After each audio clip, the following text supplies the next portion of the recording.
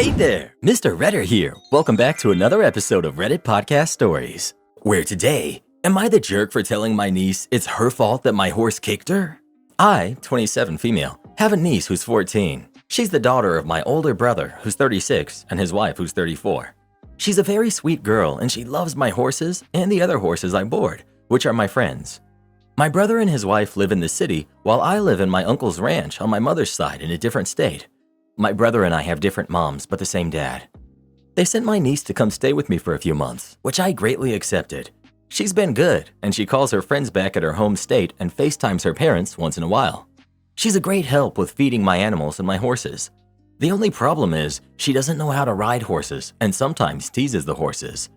I have two very young horses, a filly and a colt, which are both very excited horses, and I don't really allow her in the field with them, as they like to kick and buck even when people are around. And I have an old stallion, which was my first horse my uncle got me. His name is Rooster, and he's 32 years old. This is my niece's favorite horse. She always wants to ride him, but I don't allow anyone to ride him, and I don't ride him anymore. He's very patient and kind, but he doesn't like anyone touching his back legs or his tail when you walk behind him. He will kick, but when he knows you're there, he doesn't mind being pet, as long as you approach him from the front. Overall, he's a great horse. She'll tease him with a lunging whip by tickling his back legs and his tail, trying to get him to kick. I've told her numerous times and I've warned her, but she still continues to do it behind my back. Well, I told her to go get Rooster out of the pasture and into his stall. She went to go get him, and I heard a scream in the barn. I get over there, and she was holding onto her leg, crying in pain, while Rooster ran back to the pasture. I asked her what happened, and she said Rooster had kicked her left thigh, and I asked her if she had touched Rooster on his back legs or his tail. She said she pushed him on his tail to get him in his stall, and that was when he kicked her and ran off. She started yelling about Rooster and how she doesn't want to be around him. I told her it's her fault. She provoked him, and for not listening to me after so many warnings.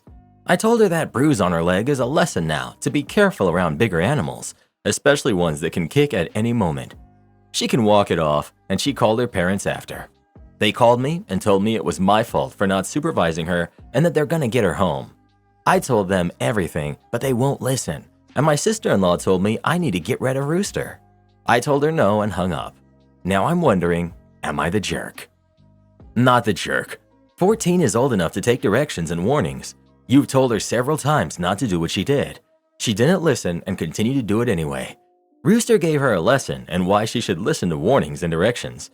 I mean, if you keep telling a kid not to touch a stove because it's hot and they don't listen and touch the stove anyway, are you going to throw the stove out? To me, this is the logic of the mother. OP. I've warned her so many times and she always reassures me she won't do it. But for some reason, she would record teasing my horse Rooster. I even had friends who saw her do it. They told me not to let her around my horses anymore. I thought I could trust her, but now I do believe that she needs to go home. My parents don't like my boyfriend, so they gave me an ultimatum. I'm an only child, and my current boyfriend and I have been dating for 6 years, starting when I was 19 and he was 20. We met at junior college, where we started dating, and after that we went to different universities, but within an hour of each other. My parents met him early on by joining us at dinner. Everything seemed to go well. Then soon after, we went to his parents' house, who live about 2 hours from my parents, so I could meet his family. And after learning this, my mom told me how hurt she was that we didn't come to see them too. I expressed that this weekend was for me to meet his family, but it was clear that she felt almost betrayed. Fast forward, my parents invite me up to our cabin and my boyfriend joins. We take my car because it was already loaded with laundry, etc. After we arrive, my dad pulls me aside and pretty much quietly yells at me for how wrong it is that I drove and that we took my car. He's the man. He should be driving. Blah, blah, blah. This started everything going forward on a sour note. The cabin is in Tahoe. It gets cold in the winter, so my boyfriend wore a sweatshirt with his hood up during some of the time at the cabin. My parents to this day cite this as weird and rude, as well as a reason that they don't like him. As we continue our relationship, it's clear that my parents don't like him, but they can't really give me what would be a good justifiable reason. They'll say he's just not a good fit for the family. They don't tell me to stop dating him because they can't, I'm an adult, but they do tell me that I need to keep them and him separate. They don't want to really hear about him, and he's not welcome at their house or cabin. He's never cheated on me, mistreated me, he doesn't have any issues with substances, nothing like that a normal parent would see as a problem. Eventually, it became an ultimatum given to me by my parents. They'd tell me that if I continue to date him, eventually it will be either him or us, and you'll have to choose. Among other things, they would tell me that he'd never be an attorney, which is what he wanted to do, and insinuating that he probably wouldn't be much of anything at all. After undergrad, I started working at a financial firm. He graduated from undergrad at UC Berkeley and was accepted to law school across the country. We were always very serious about each other and made the decision to do long distance until he graduated and moved back to California. My boyfriend has since graduated from law school, moved home, and took the bar last month. He starts work this October and had a contract since last year. They've known about this as well. Now, 6 years into our relationship, I call my parents and tell them that we're going to be moving in together. About 20 minutes later, I get a text from my mom saying that she doesn't want to rain on my parade, but that this path excludes her and my dad from my future. That they love me, but they can't be in my life if I choose to be with my boyfriend. I told them I would never understand. Since then, they've sent me more and more text messages saying things like, "We feel like we're losing our daughter. This is heartbreaking," etc. And all the same time, including that this is my choice and my fault.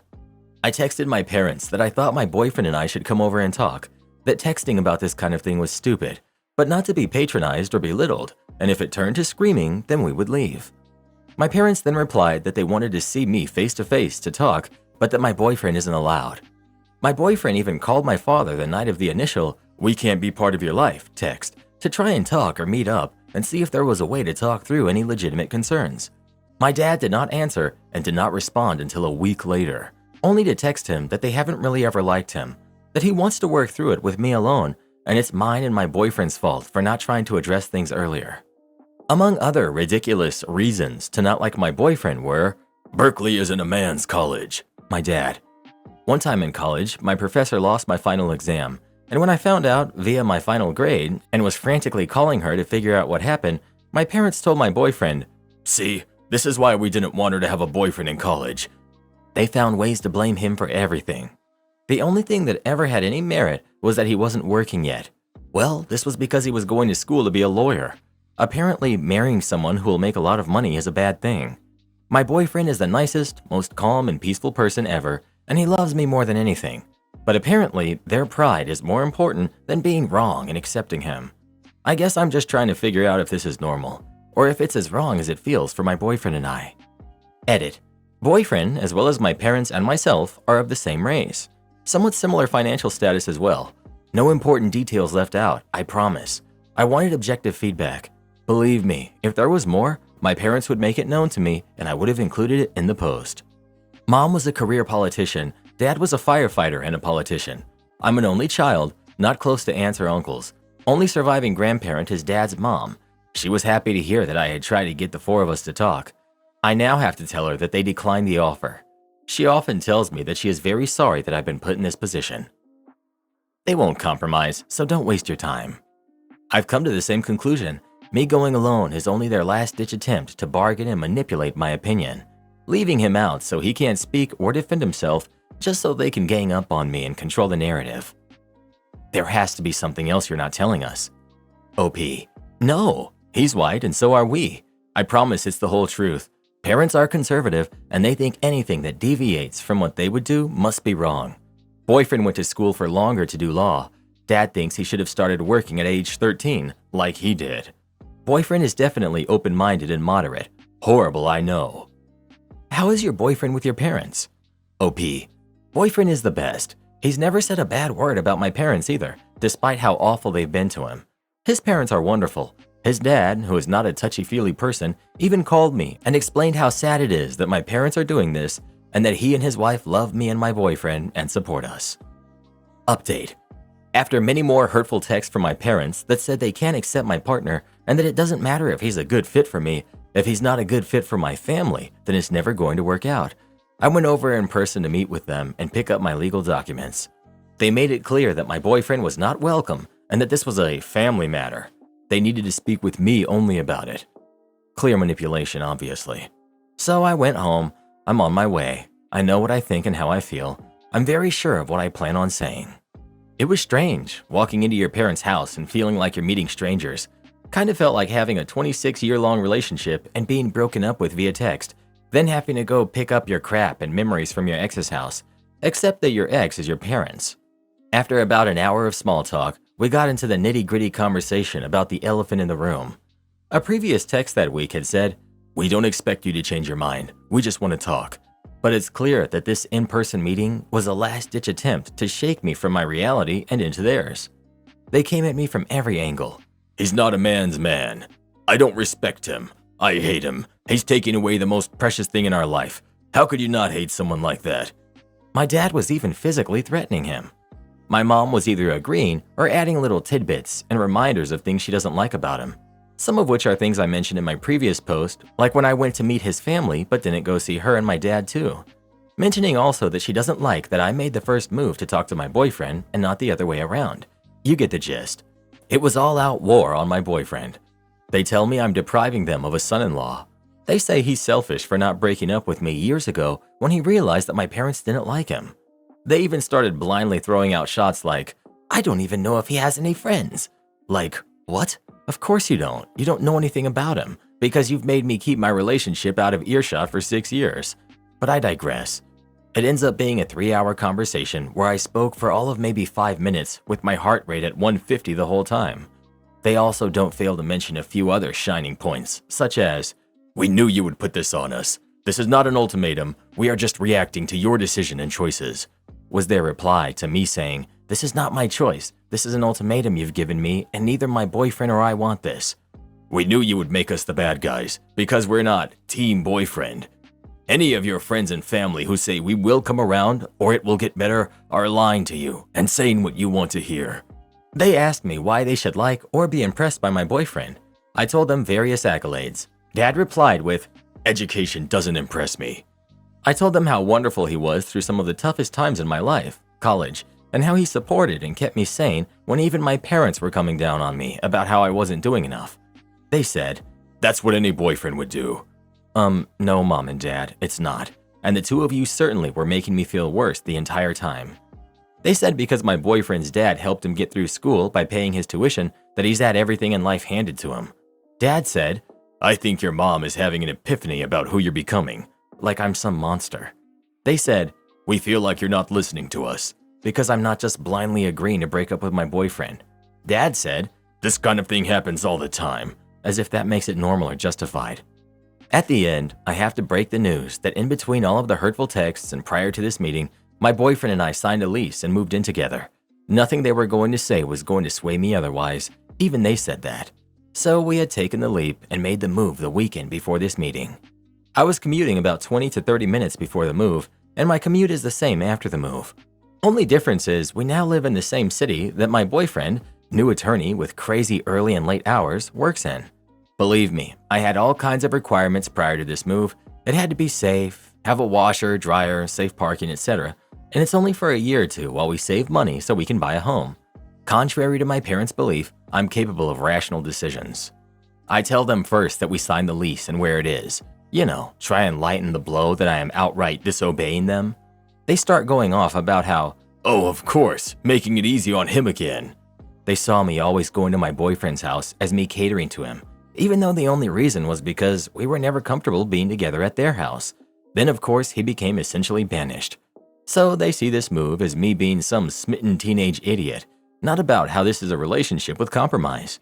They tell me that my commute is going to be brutal and that I'm lying to myself if I think it's not.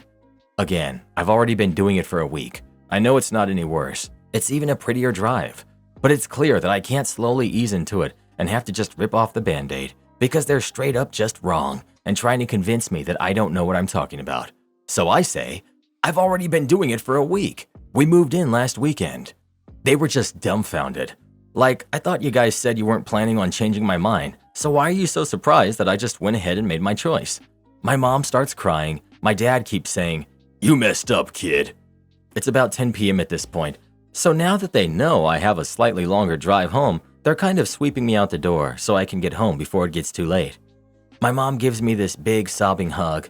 At this point, I've run out of tears. I was crying throughout the entire conversation, but at this point, I was just over it. My dad, who rarely even tells me that he loves me, gives me this awkward, desperate hug too that just kind of makes me roll my eyes. I get in the car and drive home, just totally exhausted and confused. Truthfully, they did a good job of, again, making me question my own thoughts and choices. But I get home and just start spilling everything that they said to my boyfriend. He's not surprised, but as I said in my last post, he remains Swiss in all of this and doesn't say anything crappy about them. He just holds me close and lets me vent. I still get very emotional about all of this. It's a fresh wound. I mourn the relationship I had with my mom and the one I will never have with my dad. My health is definitely suffering at the moment from all this stress, but I'm working on getting my mental health back, and I know my body will follow. Breaking the wheel is hard and terrifying. It's like being a crate-trained puppy forever and finally being allowed to go outside, but outside is unknown. The crate is all you've ever known, and even though you know the crate is confining and freedom is in front of you, it's also unfamiliar, uncertain, and frightening. You know what's behind you, and it's easy to want to run back to it. But no matter what's in front of you, it's better than the crate. The crate is not living for yourself, it's living for someone else. So go out and make your own life. I'm done, and I'm heartbroken. I have no one. I've been married for 15 years. I've known my wife since I was 8. We have 3 daughters together who are 17, 14, and 11. I'm tired of feeling like an outsider in my relationships with all of them. I'm just an ATM and a taxi service to my kids. My wife hasn't kissed me in 6 months. She's not said that she loves me in 1.5 years. No matter how much I communicate, try to plan anything or do anything, it's always shot down, forgotten, or dismissed. I don't get angry and I don't yell. I don't get physical. I like to splurge during birthdays and Mother's Day. I throw parties and give gifts and try to show how much I love them. I get a lukewarm thanks, and if I'm lucky, a side hug that lasts 0.01 seconds. This week was the breaking point. Father's Day. I woke up to an empty house. Odd. No note. Nothing was written on the calendar and nothing said beforehand. I send a text and I get back, "I took the girls out for a spa day. Don't wait up." Then nothing. Literally nothing. Dinner time comes around and they get home. How was their day? It was fine. I ask what they would like for dinner. Nothing. We already ate at one of my favorite restaurants. Cool, whatever. There's no mention of it being Father's Day. No I love you, no how are you, nothing. Fast forward to Wednesday, which was my birthday. Nothing. Literally again, nothing. I suggested plans. They get shot down. I suggested food. Nope, shot down. I ask about watching a movie and they're all too busy. They just sat on their phones doing nothing. Now to Thursday night, I'm in bed. My wife is next to me. She rolls over and says in a crappy tone, "Oh, your birthday was the other day. I guess you expect to hook up." That broke something in me. Best of my memory of how it went down. I said, "No, I don't expect that. At this point, I don't expect anything anymore." Her, "What's that supposed to mean?" So I started asking her questions. When was the last time we kissed each other? Like a week? Nope. It was in December and it was during her parents' holiday party. When was the last time we hooked up? The beginning of the year? Nope. Wrong. It's been over a year. She was adamant that we did in February. I was dealing with my mom's health and her passing, so I said something like, "You may have hooked up with someone, but it wasn't with me." When was the last time you said you love me? I say it all the time. Not to me. Check your messages, and you don't say it to my face. Well, you should just know I do. When was the last time we went on a date? Long pause. Her, "You're being unfair." Emotions turned on fully. I was crying and raising my voice at this point. I ask her how, and she can't answer. I asked her how wanting any sign of love from anyone in the house is unfair. If expecting anything for my birthday or Father's Day was unfair. She got a look on her face. Yeah, you forgot that as well. I'm not an ATM, I'm not a taxi service, I'm not a punching bag. She asked why this was coming up out of the blue. It didn't. I've tried to talk to my family, and again to get dismissed or ignored. I brought up examples. I got an, "I didn't know you were serious. I didn't know it was such a big deal." I left saying something to the point of, "If you want to pretend that I'm invisible and don't exist, fine. You don't have to pretend anymore." I left the house at almost midnight on Thursday/Friday morning. Haven't been home since. I'm not sure what to do now. I'm finally sober enough to think, but I don't know what to do. First time drinking in over 15 years, by the way, and I'm not going to drink anymore. I love my family, but I can't keep this up. I don't know what more I can do. I think they would be happier without me. They already act like I don't exist. I can't be the one who is blamed for everything. If I truly am the problem, then me not being there should fix it. I can't do it anymore. I've tried to be a good provider, a good partner, and a good dad. never missed an event for our kids, never prioritized work. I kept good hours so I could see them more, took on more responsibility to better our life and future, but it never is appreciated. It's never enough. I'm never enough. I only have one message from my wife. I'm sorry for making you feel that way. We all love you and are here for you when you want to come home and talk. That's it. No other messages, no calls, nothing from the kids. I feel like if they really wanted me there, they would try reaching out more. All of the kids have their own phone. I don't know what she told them. I'm sure they heard me raise my voice. Me raising my voice would have definitely got their attention since I never do. I'm sure they heard me leave. I just don't know. Edit. Thanks everyone. I did not think anyone would care. You've given me some hope and advice that I'm going to look into. I'm going to try to figure things out more. I'm now 100% sober, so my mind is clearer. I'm going to start meeting with people on Monday and try to come up with options. Update. I have not been well, but I'm doing better. You guys have helped me a lot, and it's more than you know. I was able to get help through my work. They have resources for both therapy as well as legal counsel. But somehow, my boss found out I was reaching out and now won't leave me alone, but that's unimportant. I know she only has good intentions. So far, I like the new therapist I was able to get an appointment with. I thought there would be a long wait list. She recommended a family/spousal therapist as she focuses more on individuals. I talked to them as well. I got referred to divorce lawyers. I don't want to use them, but I had a talk with them and got an idea of what that route would be like. I'll be like 70% done for, but we are an at-fault state, so if it turns out she's cheating, I'll be okay-ish. My kids did reach out after a few days, worried. I told them I'm fine. I do truly love them and miss them, but I needed space and time. For the first time ever, I missed some of their extracurricular activities. I think that's what made them understand something was really wrong. Some other family members and friends noticed and started asking questions to all involved. My kids also mentioned how things were not the same without me around, and my wife was struggling. My wife reached out a few times just checking in, apologizing, giving me updates on things, and a couple of the times she asked about the 4th of July. We usually host a party and a barbecue. I said I wasn't interested, but I said that her and I needed to talk alone in person. That happened the weekend after the 4th. Apparently, she was planning the 4th as a surprise birthday party for me, after I had left, to make up for forgetting my birthday, but I ruined it as I didn't go and wasn't interested. When we met up to talk, she wasn't alone and brought the kids. I was happy to see them. They seemed happy to see me as well, but I asked for my wife and I to talk alone. When I pointed this out, she said the kids missed me and it was fine. We can talk with them here. I believe it was more of a manipulation move. I explained that this was another example of how my feelings or wants get ignored and cast aside, how I've been ignored for a while, and how that is not right by anyone. She kept apologizing. I said while I acknowledge the apologies, I don't accept them. Most of the apologies, to me, feel like they're not real, such as her initial apology of, "I'm sorry you feel that way," or they sound forced and just saying what she thinks I want to hear. Actions speak louder than those empty words. I also said that she's setting an example and expectations on how I'm treated and how our daughters will see me and treat me and their future relationships. As of now, no one should be treated this way. I think at this point, my wife regretted bringing the kids. My 14-year-old took my 11-year-old for some snacks, and my 17-year-old stayed. I flat out asked if there was anyone else, if she was cheating physically or emotionally or otherwise. She looked at me in shock. She said she would never do that. I asked why she was so adamant about us hooking up in February. The daughter had left at this point, when it's been way longer. Why has every part of our romance died within a year span from her part? She didn't know. We talked for an additional 20 minutes. I finally took out 2 folders I had with me. One was a separation document, not quite a divorce, but halfway to it. The other was therapist referrals for individuals and couples. I needed her to understand how serious I and the situation was. I asked her to look over each of them and ask herself what she wanted, but she had to make the decision and schedule the appointments. I explained that I'm done living this way, and if she chooses to stay with me, then there are going to be major changes occurring both in our relationship and at home. I love the woman I married, had kids with, and built a life together, but I don't know where she went.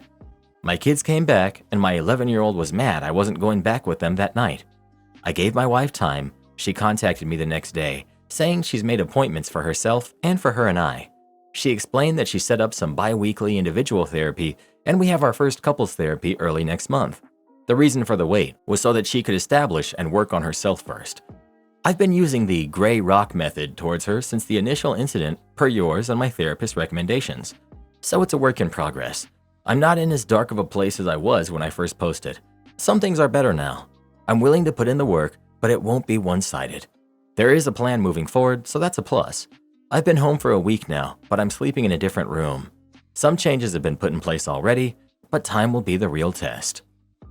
Am I the jerk for calling my husband inconsiderate for messing up our son's food order? I'm 44 female. My husband is 44 male. Our sons are 11 and 13. 11-year-old had some medical procedures today and asked for takeout from one of his favorite restaurants. I called my husband to ask him to order because I was driving. Husband ordered and picked it up. 11-year-old asked for his chicken and husband brings him a wing. 11-year-old starts crying because he eats drumsticks, like every kid. Husband only ordered a wing and a thigh. 11-year-old has always eaten the same pieces, a drumstick and a breast to be specific. Husband got mad that I didn't tell him exactly what to order. I said, if you don't know what your 11-year-old eats, then you don't know him. For background, we order from this place every month or so for over a decade. We each get the same things every time. Husband and I order equally. He handles the food, cooking and takeout about 75% of the time. A little bit later, I told my husband that I don't want to fight, but this is exactly what I'm talking about when I say he's not considerate. That all three of us feel like he doesn't care about us when he does this kind of stuff.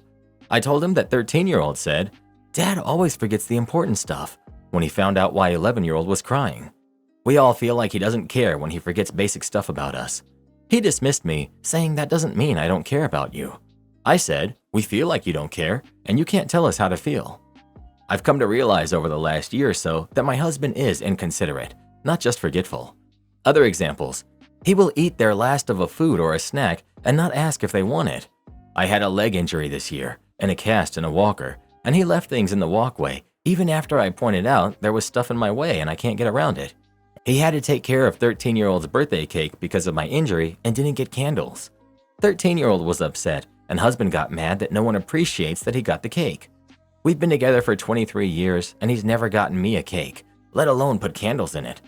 His birthday is 6 weeks before mine. I always get him a cake or special dessert, put candles in it, and sing happy birthday with the kids. So, am I the jerk for calling my husband inconsiderate over a minor thing like messing up a food order? Not the jerk. This incident is obviously bringing up a whole lot of unresolved issues for you, but that doesn't make you wrong or unfair. If you're not letting your kids know how you feel about your father's forgetfulness, then it really is alarming that they are also noticing it. I'd suggest getting some family therapy or in the very least couples counseling, because it's especially alarming that he's dismissing any culpability at all. This sounds like my ex-husband. Ate the last banana when I specifically said, make sure you don't eat the last banana tomorrow as our kid with braces needs it for morning tea at school. I'll get some on my way home from school tomorrow. You're obviously undertaking the entire mental load for your family. Kids liked it when we got divorced. Dad tools them for waffles, bowling, and the cinema every second weekend. They had a routine and a few supplies with me, but all good. They still live with me while attending college. Rarely see his selfishness now. Everyone sucks here. Stop focusing on chicken and realize you have a much bigger issue. You and your husband clearly have a communication issue which neither of you are comfortable dealing with like adults. Your son is 11, not 2. I like wings, but if I have to eat a drumstick, I'll eat it. Your son falling apart over not getting the piece of chicken he wanted makes him sound like a spoiled, entitled brat. Stop enabling this behavior. The family situation is toxic, but it isn't only your husband who's causing it. Babysitters Revenge. I was young, maybe 15 or so, and would pick up odd babysitting gigs for extra money. I took a night for a household that was on my paper route. They asked me to be there on a Saturday for 8:30, and I arrived a few minutes early. The parents were still getting ready, and they asked me to watch their kids while they prepared to head out. They left the house at about 9:15. Before they headed out, the wife gave me some very specific instructions. I could have a snack, 2 Oreos on the counter, nothing else. She said she poured a glass of milk for me and left it in the fridge. It was right next to the plastic milk jug with a piece of tape on it showing the level. She told me she'd check it when she got back, and if I took any extra milk, I would have to answer for it. The kids were okay. Those people like their milk, don't they? The kids were okay, went to bed without any fuss, and the parents returned home at 12:20. Mom paid me for 3 hours about 10 minutes after they arrived. Excuse me, but this isn't right. I got here before 8:30, and now it's almost 12:30. That's 4 hours, not 3. We didn't leave until 9:15, and we got home at 12:15. I'm only paying you for 3 hours. But I was watching the kids from 8:30. That doesn't matter. We were home and you weren't in charge. We were. I took the money and rode my bike home. A couple of weeks later, they did pretty much the same thing. 2 things are important. First, the wife was a neat freak. I'm guessing now she had OCD. Everything was lined up perfectly. One of the kids spilled his drink, and I was looking for some paper towels. The cleaning supplies under the sink were perfectly lined up. Same with the pantry. Every jar and can was in a row with the label facing directly to the front. Second, this was in the mid-70s, and all canned food had paper labels. So, the third time they called me in to babysit, they were late leaving again, and I knew that I was going to get shortchanged for the time I was there. I was steaming. So I went into the pantry and tore the labels off each and every can. All of them. She had a shelf for Campbell's soup, another for canned veggies, another for canned fruits, and I scrambled the unlabeled cans. When they got home, sure enough, she tried to short me. You know what? Keep your money. I don't want it, and I'm never babysitting for you again. As of today, I'm stopping delivering your newspapers as well. So if you want to read the paper, you're going to have to go buy it at the corner store. I stormed out. I wish I could have seen the expression on her face when she opened the pantry door and saw the shelf after shelf of bare metal cans. My wife won't let me attend my favorite band's concert. Context. My favorite band is coming into town this week, and we've been planning on going to this concert for a long time. The band, my wife introduced me to, and it's now my favorite band. She takes pride in that and wants us to experience the concert together. She also loves them a lot. Here's the problem. My wife is 36 weeks pregnant. She doesn't, and probably can't, go to the concert because of the loud music, the crowds, etc. When I say that I still want to go, she's furious and frequently cries about it. She is pregnant, so I understand the crying. I can't help but feel as if she's being selfish, and just because she can't enjoy the concert doesn't mean I can't as well. What do you guys think? Am I the jerk? Edit. Okay, this blew up. I just want to add further information.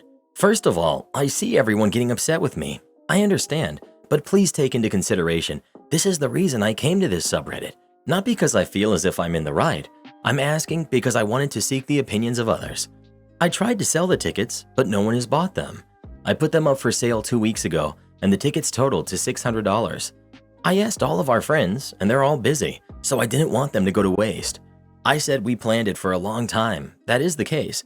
Since it's her first pregnancy, she didn't know how she would feel, and now she isn't comfortable going.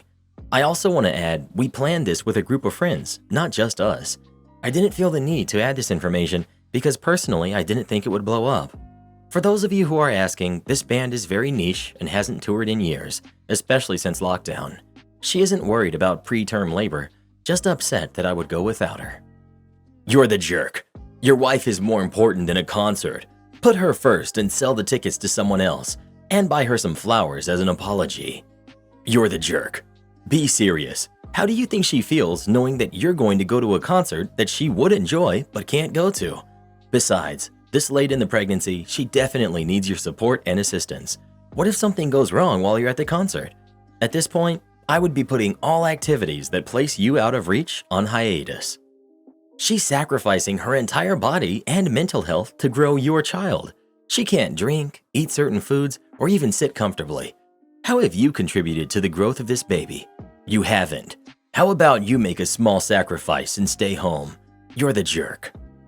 You're the jerk. You can't be serious. If I were her, I'd seriously be calling a divorce lawyer ASAP.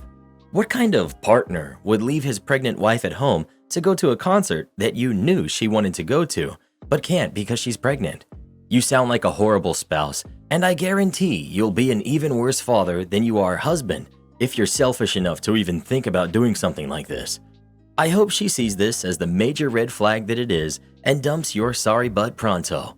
Why she would have a kid with someone like you is beyond me. Not the jerk. You and your wife both deserve to do things every now and then that you enjoy, even if the other one can't come along for whatever reason. If I were pregnant, which I haven't been in a long time, and my husband wanted to go to a concert that I couldn't attend, I'd tell him to have a good time and bring me back a souvenir. Edit.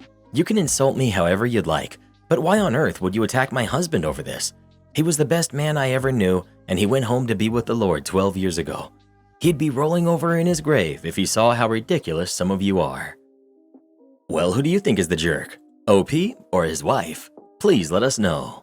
If Reddit Boy tried to go to a concert without me, I'd celebrate. Very rarely do I get a moment away from this guy. Free pumpkin pies for everyone. This is a story from many years ago when grocery stores were closed on Christmas and Thanksgiving. I worked for a small chain of grocery stores in the Mid-Atlantic and the Deli. Santoni's, shout out. A day before Thanksgiving, the bakery manager asked if anybody from our department would be willing to stay and work all night just baking pumpkin pies for orders. We were open the day before Thanksgiving till 4, then closed Thanksgiving. I volunteered as I was a college student on Thanksgiving break. I came to work that night and was left a note about temps, timing, and packaging, but no numbers or quantities. This made me nervous, so I called the manager at home and said, "How many pies do you want me to bake?" She told me to keep baking until she came in, and I questioned that, asking, "How many pies exactly do you want me to make?" She obviously was irritated and told me that I didn't need to worry about how many, just keep cooking until she came in at 5. Okay, cue malicious compliance. I loaded a 6-wheeler cart with frozen pies, put them on trays, and started baking. As the pies were baking, I prepped racks ahead of time and folded boxes while pies cooled. I was a logistical savant. Everything went perfectly, and I was a machine operating at optimal efficiency.